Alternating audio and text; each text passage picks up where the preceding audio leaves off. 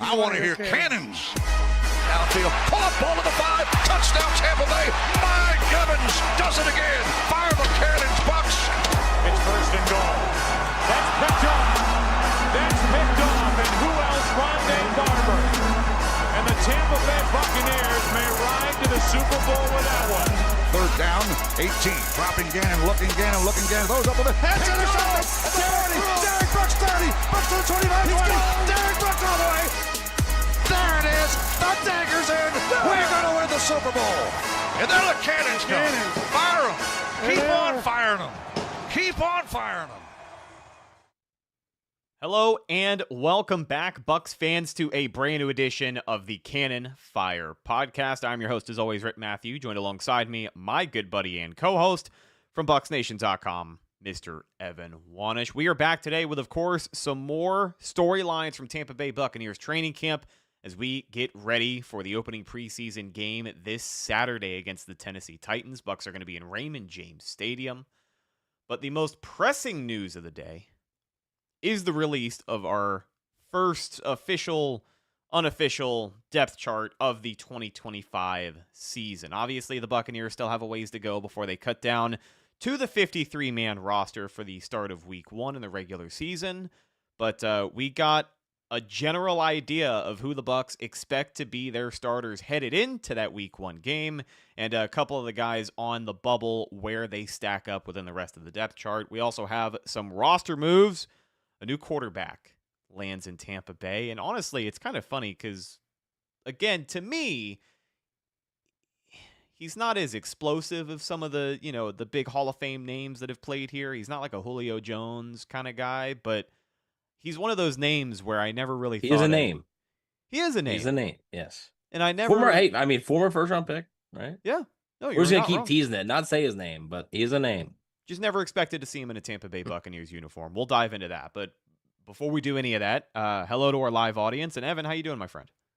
Doing pretty good. I mean, it's hard to believe we're less than a week away now from actually being able to discuss a game. Like, literally the next time I think we're going to do a show, barring anything crazy happening, we have to do an emergency show. The next time we're going to be doing a show is talking about a game that's happened. Kind of crazy that we're here at this point. I think we talk about that almost every show now, but it's basically in full swing now. And you got your first unofficial, they call it the unofficial depth chart. And that's obviously very much subject to change, especially after the first stringers, those second to fourth strings. It's very fluid, right? That's going to be determined by these games that are coming up, basically. So we'll see. It's a big couple of weeks for a lot of guys who are obviously on the bubble, but also rookies trying to get playing time, and then a few like just roster spots in general for even some veterans. So we'll have to wait and see what happens. But yeah, it's got a football game coming up in just a couple of days here, and it's pretty hard to believe. All right, so the quarterback the Buccaneers bring into the facility and sign after a successful physical is NFL vet Teddy Bridgewater. He visited the facility on Tuesday, took a physical that went well enough for the Buccaneers to announce his signing. Punter Jake Julian was waived to make space for Bridgewater on the roster. This is a quarterback room now with Baker Mayfield, Teddy Bridgewater, Kyle Trask, Michael Pratt, and Connor Bazelak. Now, Michael Pratt has been unavailable. He is injured. Seems to be a somewhat serious injury, so much so that the Buccaneers are going to address it by bringing in a veteran presence like Teddy Bridgewater. So with Bazelak being an undrafted rookie, I think the $1 million question here is Bridgewater brought in to really compete for that number 2 quarterback spot? Or is he one of those guys who, it's noted he has previous experience with Buccaneers offensive coordinator Josh Grizzard. He worked with him in Miami. So is he more so just a veteran face in here to make Baker Mayfield's life a little bit easier in regards to showing up to the office every day and being a little more familiar with Grizzard and some of his tendencies, even though Baker did have him on the staff last year? I think that's part of it. I do think the familiarity with it. I mean, you look at the thing. I mean, Bridgewater has been on a number of different teams now, right? I mean, I think you sort of don't quite realize it Obviously, he's Minnesota, Carolina, because obviously after Minnesota he signs that big deal. Well, he actually goes to the Saints, then signs the big deal with the Panthers. And I think you sort of remember him as that, but like he's been with the Broncos, he was with the Dolphins, which obviously that's the Josh Hazard thing, and then he ended up with the Detroit Lions for the last 2 seasons, even though didn't really play much at all the last 2 seasons. So and basically was coaching high school football. Like was a guy who actually just got in trouble. Not like it's ridiculous that he got in trouble, but for basically helping the high school kids pay for some stuff, and it's not quite allowed, which it's dumb. Um but yeah, so now he's back in the NFL, and look, he's a veteran, right? He's been around the block, and Baker Mayfield's a veteran, right? It's not like that there's much that Baker Mayfield's seen that, or I should say Bridgewater's seen that Mayfield hasn't. They both are going to know the offense pretty well. I think it's just another guy in that room. Obviously, you mentioned Pratt, who I think the Bucs like a lot. I think they're probably pretty bummed that he can't be out there right now. Hasn't had a single rep in training camp. Has been hurt for the entire time, and them signing Teddy Bridgewater tells me that they're not expecting Michael Pratt back anytime soon, because you don't go out and sign another quarterback if you think Michael Pratt's going to be back within the next couple of days and potentially be able to play in the preseason games. That's clearly not the case. So I don't know if Bridgewater's going to play on Saturday. We'll see. I don't know. But we'll have to wait and see. But the Bucs, look, it was kind of, it seems like this was in the works for a little bit, because if you were reading the quotes from last week, Todd Bowles was asked a couple of times about a quarterback, and he kept sort of saying like, "Yeah, we'll add one, okay." And then like he was asked about it a couple of days later, and like, "Yeah, we're gonna have to gonna get another arm in here, okay." And then it was like nothing, nothing, nothing. And then what was it? I think Sunday night, maybe you saw the report of Bridgewater trying to pursue an NFL job, and that sort of had me in my head. I was like, like I wonder if you could, I didn't really think about the Grizzard thing in Miami, but wonder if you could connect the dots there. Lo and behold, that was the case. So, I don't see a problem with this move. I mean, it's fine. We'll see if he makes the team, right? This is a guy who, again, is 32 years old, has bounced around the league, wasn't even in the NFL this time last week, So we'll wait and see. But I do think there is some benefits to having him in that quarterback room, even if it's just for a couple weeks here. Yeah, and Jason Light acknowledged to the media today as well that all the way back in 2020, March of 2020, when the Buccaneers were in the market for a starting quarterback, door number one, Operation Shoeless Joe Jackson is what they called it. Door number one was Tom Brady, and that had the fairy tale ending that we had all hoped for. Buccaneers win their championship in the 2020 season. Well, behind door number two was Teddy Two Gloves himself, Teddy Bridgewater. And the thing about Teddy, I'll say this, I've always been a big fan of Teddy Bridgewater. I think pre-injury Teddy Bridgewater was something special, dude. When he was in Minnesota, he had that aura about him. He felt like one of those upstart young quarterbacks in the league where if everything went well, he was going to be leaving guys in the dust for a long time. And just a terrible injury that he had at practice. It was a non-contact, if I remember correctly, too. Yeah, it was pretty brutal. He missed the entire, I believe, 2016 season. So It came back and just was okay, but wasn't quite the same. Changed the trajectory of his career. So he is a career backup, but the cool thing about it is I think he is stable enough in his play where, he's had some highlights as a backup quarterback. If I'm not mistaken, there was a time in New Orleans where Drew Brees went down, missed 5 or 6 games. Teddy came in, started, and won all of them. If he didn't win all of them, he was like 5-1 or something. No, he in 2019 he was 5-0. Yeah. So 5-0. That's what got him that big deal from the Panthers the following that offseason. Yeah. So I mean, if you go into this season with both Kyle Trask and Teddy Bridgewater on your roster, there's still a possibility of that happening. I mean, maybe they keep him around on the practice squad. Kind of like you said, curious to see where his reps are in this first preseason game. Curious to see how seriously they want to make this QB2 battle, if there is one.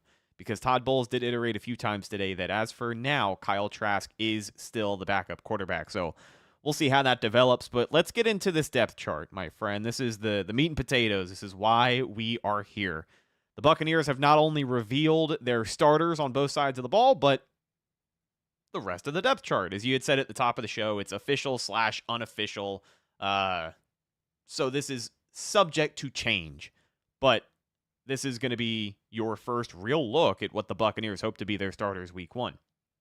At quarterback, breaking news, Baker Mayfield has won the job. So I know a lot of people were curious about that one. Seemed like that was up in the air. But yes, Baker Mayfield will be starting at QB week 1 against the Falcons. Wide receiver, Mike Evans, and the other starting wide receiver, Chris Godwin. Now, there is an asterisk next to Chris Godwin. We will revisit that here in a minute. Left tackle, you've got Tristan Wirfs with a big asterisk next to his name. And then the offensive line, outside of Tristan Wirfs, very much the same as it was last year. Buccaneers bring back their entire starting offensive line. Ben Bredesen at left guard, Graham Barton at center, Cody Mauch at right guard, and Luke Gedeke in a contract year at right tackle. Wide receiver 3, Jalen McMillan. Tight end Cade Otton, with an asterisk next to his name. And running back 1, Bucky Irving. So the asterisks, for anyone curious, those are guys who have not been practicing in camp. Guys who have been held out, not been able to participate. Now, Cade Otton, his situation is up in the air. I think the expectation is that he should be okay week 1, but we've spoken time and time again at this point about Chris Godwin and Tristan Wirfs. But from this list of offensive starters, Evan, I want to ask you about the running back position. Bucky Irving, slated to be your running back 1. Now, this is, again, subject to change, but if the Buccaneers roll into week 1 with this look and only make some changes at receiver and left tackle, Bucky Irving, RB1, your thoughts? Well, and also really quick, that's where a depth chart, the Bucs may be planning to do a committee, right? But you got to have somebody as one, right? So, my thing, I'm a big fan of Bucky Irving, massive rookie season, really good football player. And not even an issue, maybe just something to keep an eye on, is I felt during the season when they sort of it was around later in the year when they handed the keys to Bucky Irving. And it was, you didn't really see as much of Rashad White. He was a little bit banged up. You didn't really see much of Sean Tucker at all. It was Bucky Irving. That was it. I felt like the offense wasn't as effective. And maybe it's because maybe they were playing some better teams. Maybe this or that. I don't know the exact reasons, right? Just the eye test. Something wasn't as effective or productive with the offense when they made it full on, like Bucky Irving is bell cow running back 1. I think he's the type of guy that is probably better in a committee. Can he do the running back 1 duties? I think he can, yes. But I think his best position, his best situation to be in is by having that sort of committee, maybe not 50-50, right? Maybe he gets the majority of the reps there, right? Sure. But I also think sprinkle in a little bit of a guy like Sean Tucker, like Rashad White, sprinkle those guys in, and especially, pass blocking wise, that's still Bucky Irving's big bugaboo. So I'm not here to throw cold water on Bucky Irving because I think he's going to have a good year. But I just think that if the Bucs' plan is to have Bucky Irving play 80% of the snaps at the running back position, I'm not sure if that's going to work out as well as some Bucs fans may think it will. I don't have a feeling that they're going to approach it with that method, I guess is the way of putting it. I don't think they're going to do that. I don't think, very much like you had alluded to, I think that they still like the running back by committee because we can mention Rashad White. We're going to bring him up here in a second, but Sean Tucker very much still on this roster. And I know that, man, Sean Tucker is one of those guys that he's a running back, so I'm curious how far he'll get. But I will be upset if and when he doesn't re-sign with the Tampa Bay Buccaneers because he is a capable back in this running back room. We just haven't really gotten the cleanest of looks at him. There's other guys taking up snaps, Bucky Irving being the guy at the tail end of last season, as you had talked about. But I think the context of how the Buccaneers on offense are going to be starting this regular season, too, is going to factor into Rachaad White's playing time. If you want to throw the football, I think there's going to be a lot of looks here throughout the first 3 or 4 weeks of the season where you're missing your starting left tackle, and you would much rather have Rachaad White in pass protection than Bucky Irving on a given down. So I am curious to see if it's just kind of a week-to-week preseason game thing. 1 week Bucky's our starter, 1 week Rashaad's our starter, switch back and forth. 1 week this guy's working with the ones, the next he's not. So maybe that's what this is a case of, but I have the same hesitancy you do if that's the approach the Bucs want to take. I don't think it is, but I am also I'm just not as big on the whole bell cow thing. That's my big. I think those guys are more rare than people think. Right. That's just my opinion. I think, you're looking at Derrick Henry, a Saquon Barkley, like those guys are special backs, right? You even had like Christian McCaffrey. I know last year, it's been injury riddled, but you look at what he was doing at San Francisco, great back, but even that, it wasn't just him, right? And that's what San Francisco does, right? San Francisco, Miami, that sort of tree, that Shanahan tree, they don't rely on just one guy. In today's NFL, I think you sort of need that. And I think Bucky Irving's a really good player. I just think this offense will be even better if they incorporate Rachaad White's strengths to complement Bucky Irving's strengths. No, I agree. And I think that, again, when you have a first-time play caller in Josh Grizzard, that's something that's going to make his job easier, whether fans like it or not. And we're not even really just talking about running the football here. I think that may get lost in the shuffle. We're not talking about Rachaad versus Bucky as, like, give him the ball, let him go. No, we're just talking about how they're used in the offense and how these guys are going to want to try and succeed. Rachaad White is by far maybe the best running back at picking up the blitz. I think far and away, like that's not really a. Are you talking about in the on the Bucs or just like no, general? Like on the Buccaneers roster? Yeah, he is the guy that you want on pass pro. He's easily. I don't think Bucky Irving or Sean Tucker is pretty close to him. No, but again, when we talk about running the football, I think Bucky Irving's going to surprise a lot of people this year. I really do. Is he though? I think so. How much better can he get? I think so. What do you mean to surprise? No, I know how much more can it get? It would be the least surprising, explosive season for the Buccaneers, but people are looking out for that sophomore slump. They're looking at every factor that they can to say that this guy's not going to be, as good or as hot of a pace as he was on last year. I think Bucky Irving's just a damn good football player, and I'm excited to watch him work. But and I do think the sophomore slumps for any rookie, it is real, right? Sure. Because teams spend the offseason trying to figure out how to stop you, right? So that's going to matter. Doug Martin, great rookie season, didn't really follow it up, So like it happens, but Bucky Irving, I also think this Bucs team is more talented than the teams that Doug Martin was on, so that helps as well. Yeah, by far. But I think Bucky Irving can avoid that sophomore slump. Even if maybe it doesn't feel as explosive, I think at the end of the year, you'll look at the numbers and say, oh, okay, well, he's still got at least, 1,000 yards, a couple of touchdowns here and there, like even if it doesn't feel as explosive, because that was his big thing, right? Yeah. He had those big runs. You just couldn't finish him.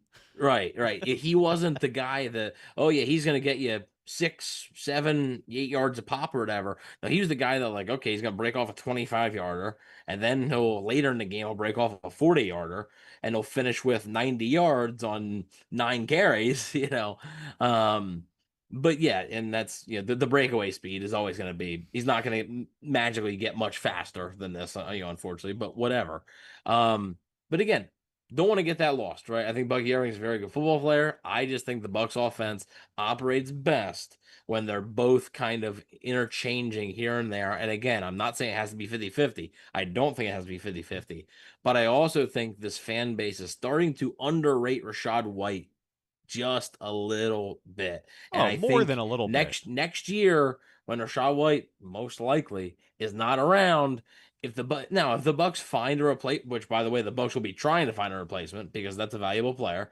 If the Bucs can't find a replacement, I think you're going to be feeling the loss of that guy more than you are right now, because I think you sort of like the shiny new toy is here and you're kind of like, all right, I don't want to play with you anymore. No, I think you're 100% right. You talked about having variety in that Buccaneers running back room, making sure all of those guys, their presence is known throughout the game. Uh, they dropped 50 plus points on the Saints last time they got Sean Tucker the ball. So I'm not going to beat that drum because it's preseason. We haven't even had the first preseason game yet. Really, we just started joint practices. But yeah, I'm excited to see that develop. Josh Grizzard's certainly going to have a lot of tools in his toolbox to try and make this offense go in 2025. Your defensive starters for the Buccaneers this upcoming season: starting D lineman Kalijah Cansey, starting nose tackle Vita Vea, starting D lineman Logan Hall, starting outside linebacker Yaya Diaby, starting outside linebacker Hassan Reddick, starting inside linebacker Levante David, starting inside linebacker across from number 54, Servassier Dennis. We'll talk about that shortly, and also want to talk about the secondary here. Starting corner Jamal Dean, starting corner Zion McCollum, starting safety Antoine Winfield Jr., starting safety Tyke Smith. Where do you want to go first? You want to talk about the secondary or this linebacker room? We can talk about the linebacker room first, because I mean, really, when you look at this depth chart, there are no surprises. Like, there's nothing that sticks out at you, right? On the defensive side of the ball, you're like, oh, that's interesting. I'm like, not really.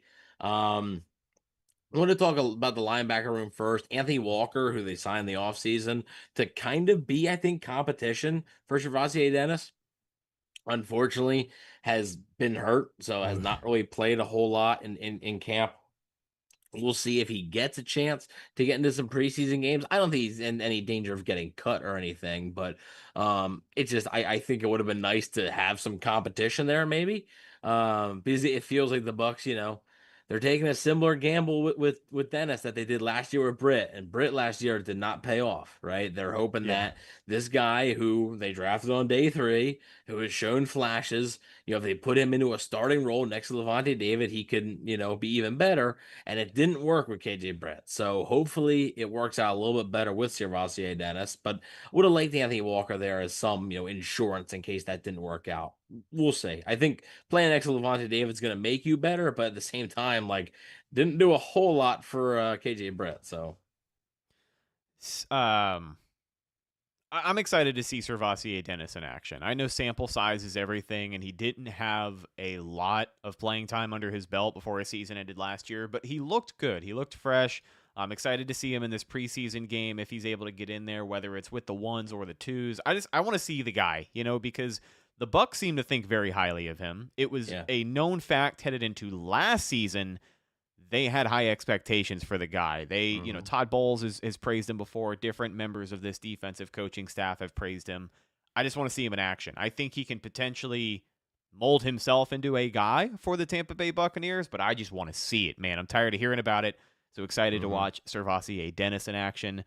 In the safety room here, of course, Antoine Winfield Jr. And yeah, Tyke Smith isn't as much of a surprise, but I'm just excited to continue to see this guy develop. And really, I want to talk about the safeties right behind him. And I want to talk about Jamal Dean here in a second, too. But this safety room, when you look at it, how do you like the way things shake out?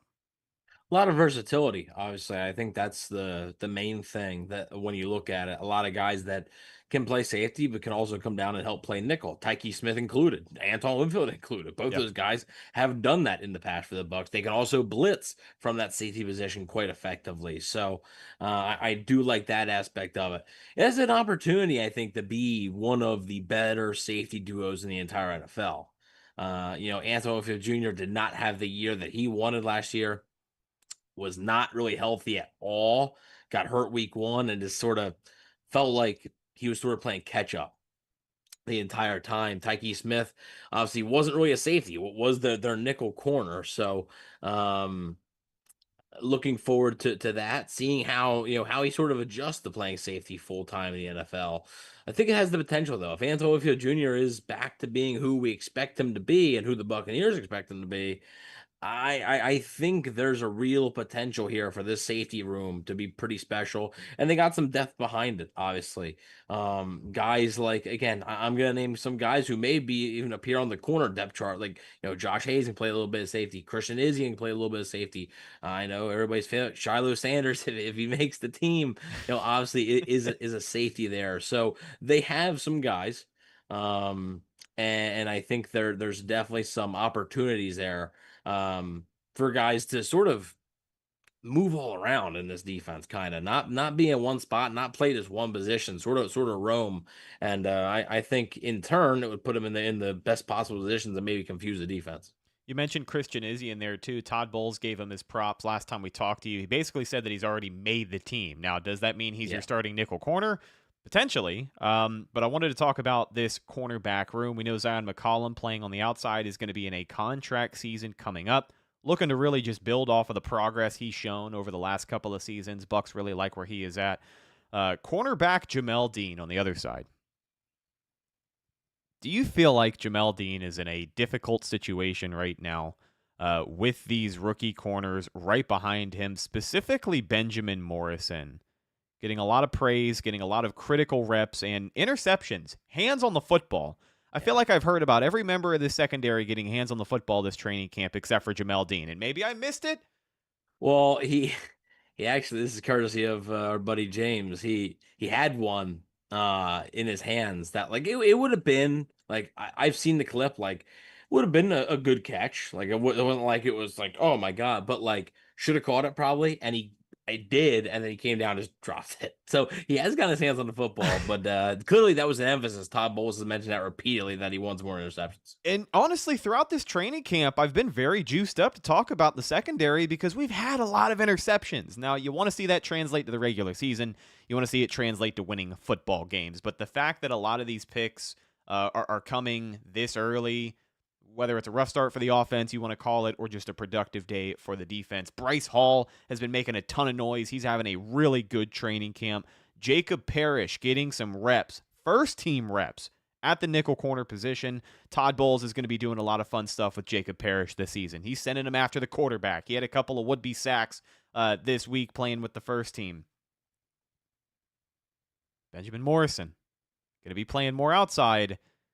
Could he pose a threat to Jamal Dean here? Is Jamal Dean in maybe jeopardy of losing his job? I know it sounds like a ridiculous question because we're talking about a rookie corner who hasn't played much football since his major injury, by the way, ended his college career.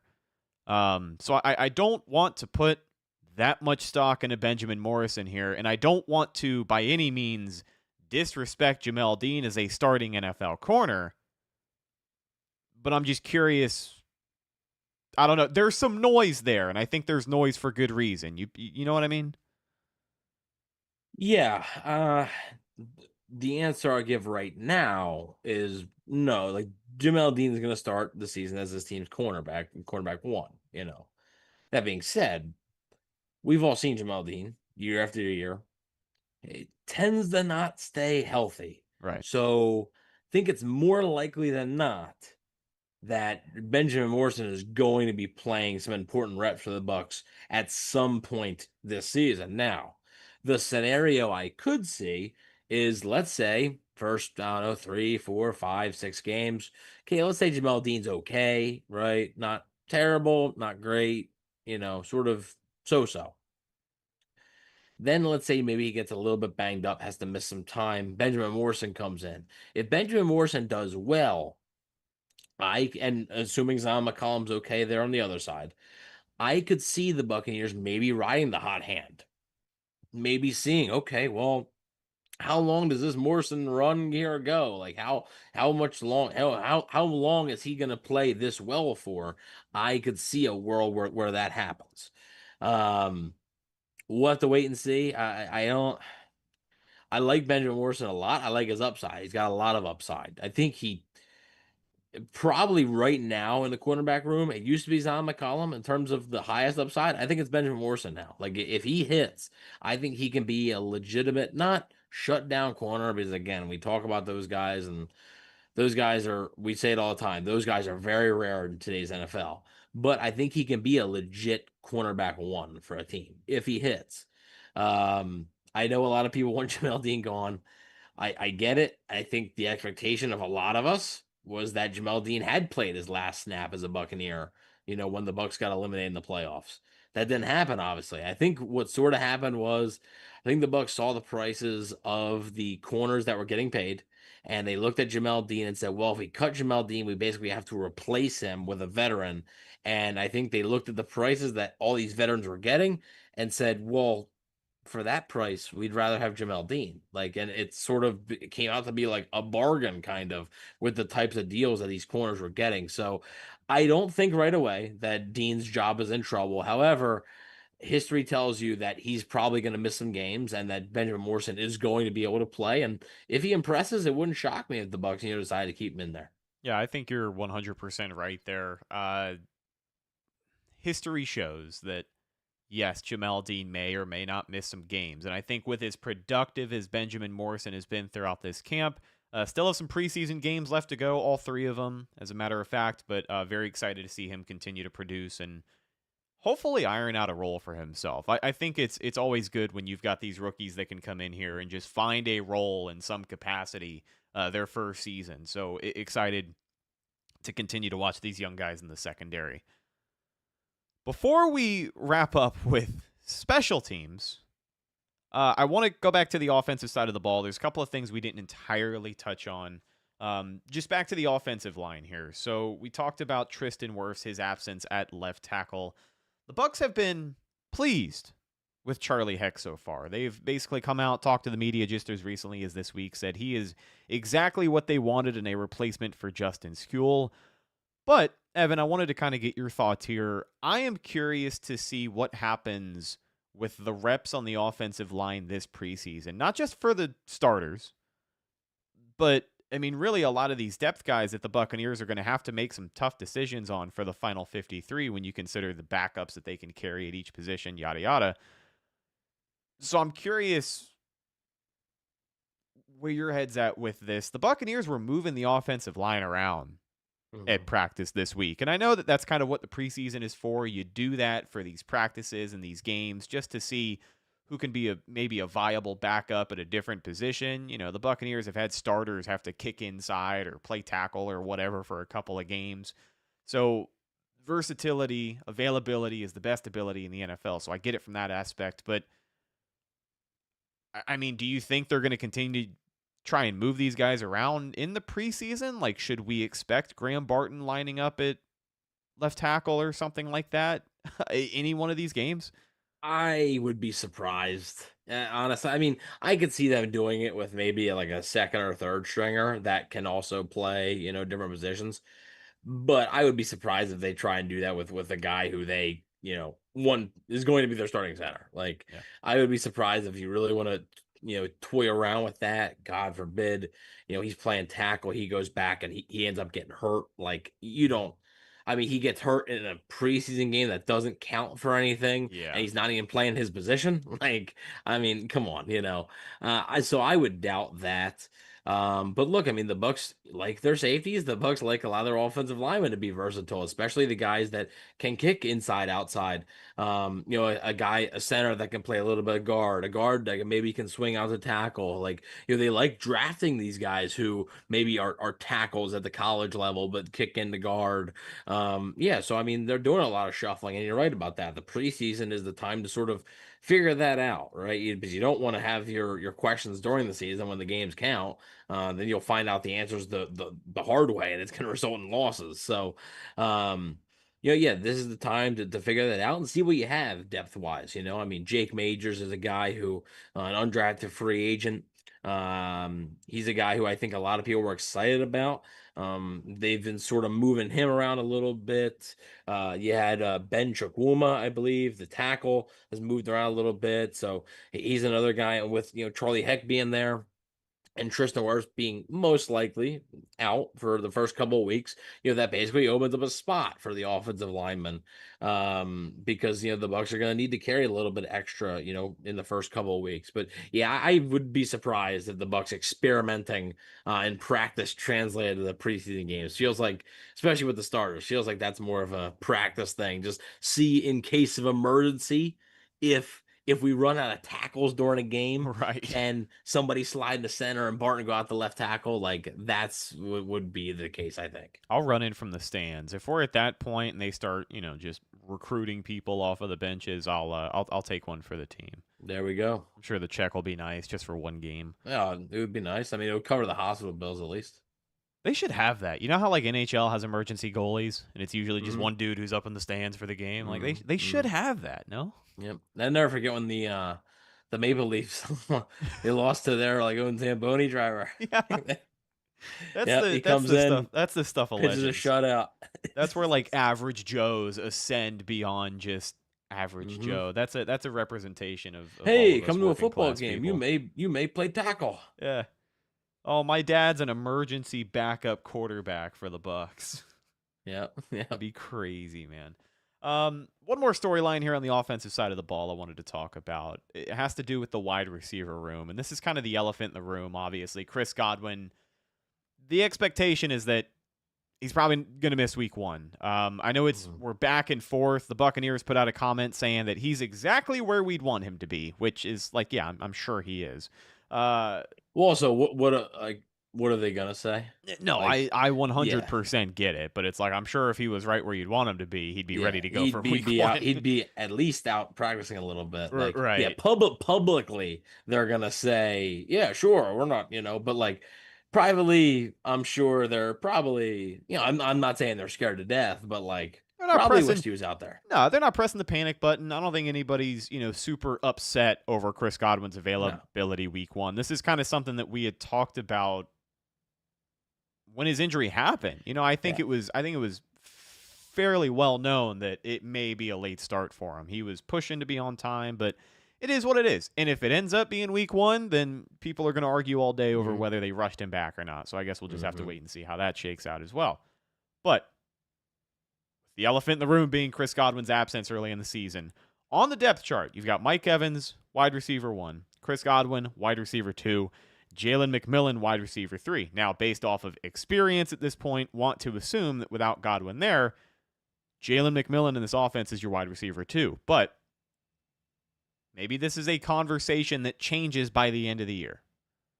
And I only bring it up because of how much praise Emeka Egbuka has been getting from not only his teammates, but this Buccaneers coaching staff. Who do you think ultimately becomes a more dependable target for Baker Mayfield between Jalen McMillan and Emeka Egbuka? I know that, again, they may or may not be used differently.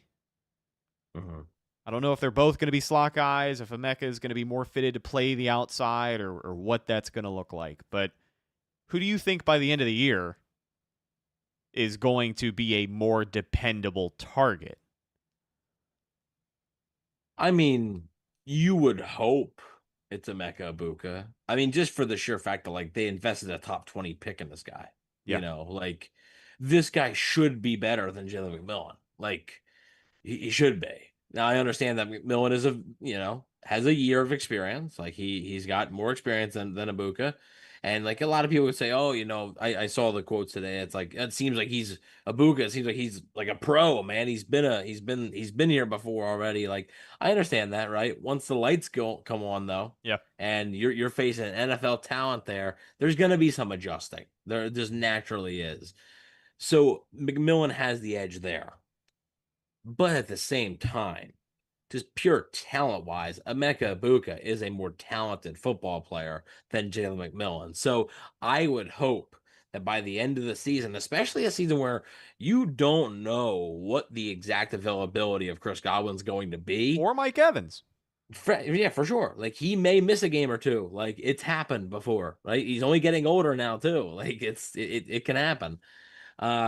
In that type of situation, I think you'd hope that come week 17, come week 18, when you're just looking at the season as a whole, you could say, Oh, all right. Well, at least we know that. All right, McMillan's good, but Ibuka, man, he really shined. I think that's what you're looking for. So I would probably hope that it's a Emeka Ibuka. I think if it's not saying that means he's a bust, right? If he has a slow rookie season, not saying that by any means, but I think you would hope that he can make more of an instant impact and his presence be felt a little bit more than Jalen McMillan's. Yeah, absolutely. And I wanted to touch on Ibuka in particular. One, just because I'm excited to finally see him pad up and play. But two, he's a returner for the Buccaneers.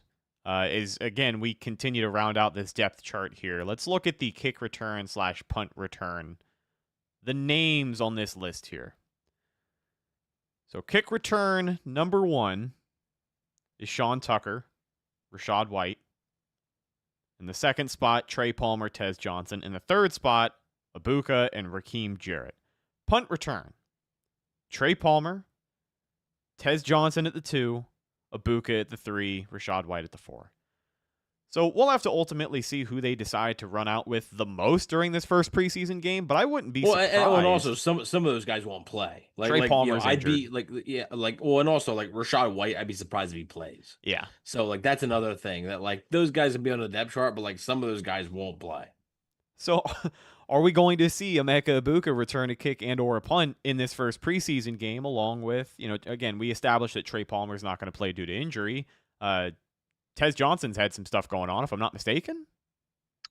I think he might be a little banged up. They've had a couple of receivers that have been banged up. They've signed a couple of dudes, off the scrap heap there. Garrett Green also on this list. Interesting to note, he was a former quarterback at, I think, West Virginia. But he is a quarterback who is now a wide receiver on this Buccaneers depth chart. So curious to see maybe, third, fourth quarter, we'll see him out there getting some reps. Yeah, I mean, and you mentioned the Ibuka thing. We just talked about Godwin, right? If Godwin, Ibuka's this team's wide receiver too. I don't know how much you're going to see him on Saturday. I don't want him out there at all. I think you will see him. I don't think it's going to be much. I think it might be for a series or two. You won't see him returning. You're not going to see him returning. You're not going to see him returning kicks. That's not going to happen. We don't have time to get cute here. Let's just be honest and call it what it is, man. And I don't think that the Buccaneers have any intentions of having him return kicks in the regular season. Honestly, the whole reason I just wanted to point this out is because it is a huge pet peeve of mine. Mm-hmm. Whether preseason or not, or practice, whatever, whenever they put a critical player on the offensive side of the ball as our returner, it drives me insane. They've done it before. They did it with Bucky a couple times last year. If I'm not mistaken, they've had Rachaad White back there returning kicks before. The only time it was fun is when it was Deshaun Jackson. That's what I'm saying. Did it 3 times. And the only touchdown that Deshaun Jackson got as a returner really sucks because I was at that game, Monday Night Football, taking on the Steelers with Ryan Fitzpatrick. And he made it all the way around to the end zone to really make it an interesting game. And I don't remember who the hell the flag was on, but the flag was on somebody and the play was wiped away. That was very upsetting to me. Yeah, but I do agree with that. It feels like if Bucky Irving was a elite returner, okay, but he's not. So why are we trying to be let's just see if he can provide a spark? No, Deshaun Jackson was legit good at it. That's the type of guy that when he's a starter, you still put him there on occasion. The Bucs didn't trot Deshaun Jackson out there for every punt return. They did it when they felt like they needed it. So, yeah, I'm not expecting Emeka Ibuka to be returning any punts during the preseason or regular season. Hey, shout out. I wouldn't expect Bucky Irving either. Shout out really quickly to the Cannon Fire crew. Hold on, there we go. Joel Elrican. There we go. We got back-to-back shout-outs here. Great timing, Bill. Joel Elrican, Cannon Fire crew, just re-upped for another month. He has been a member for 11 months and almost a year. Appreciate it. Yeah, I think that's awesome. Football is back. Go Bucs. Excited to see you guys back in the chat. Bill Camporis, I hope I said that correctly. The $20 super chat says, have a beer on me, guys. Absolutely, my friend. Let's clap it up one more time. Appreciate it.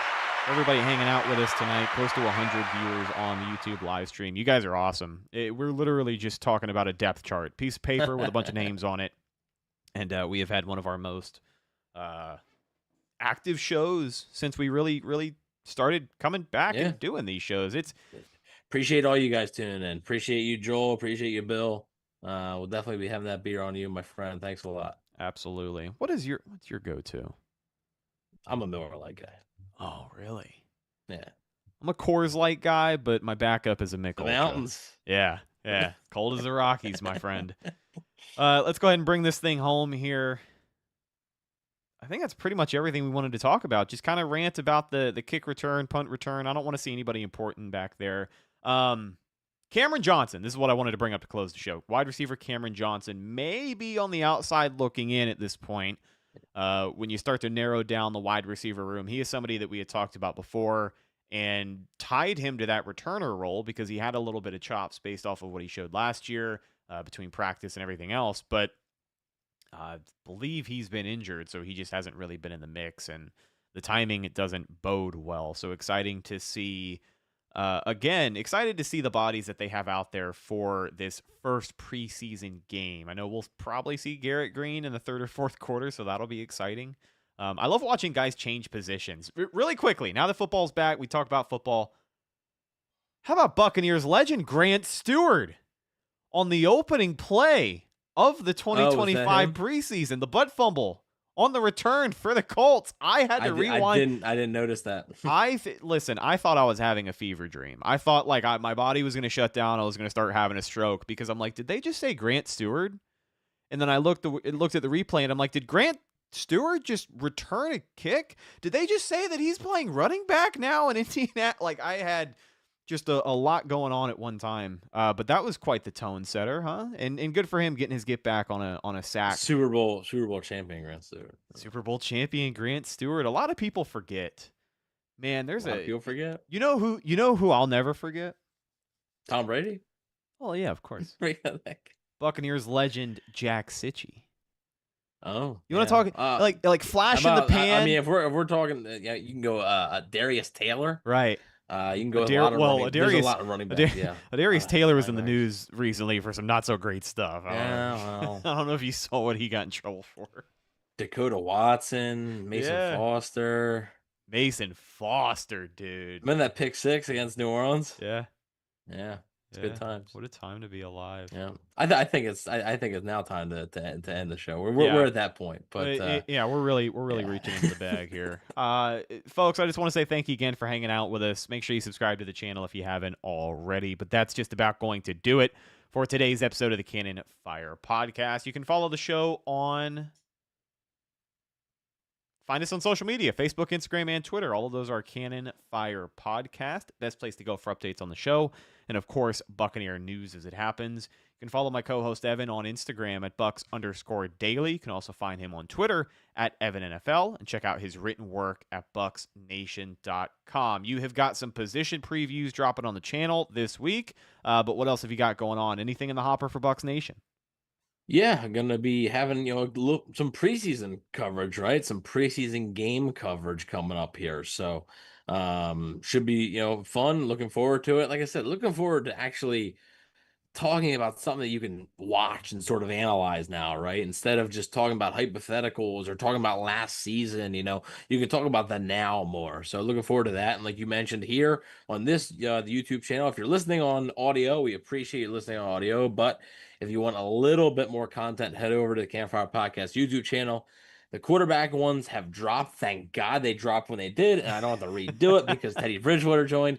Apologies that Teddy Bridgewater is not mentioned in that video, but it was a week ago, so forgive me. And we'll have running backs, wide receivers, the rest of the offense, and then we'll get into the defense as well. So stay tuned over the next probably 2-3 weeks leading up to the season for those positional group previews, and maybe even have some updates as the Bucs maybe cut some guys, add some guys. Maybe we'll be able to get updated rosters as well. So stay tuned for that on the Campfire Podcast YouTube channel.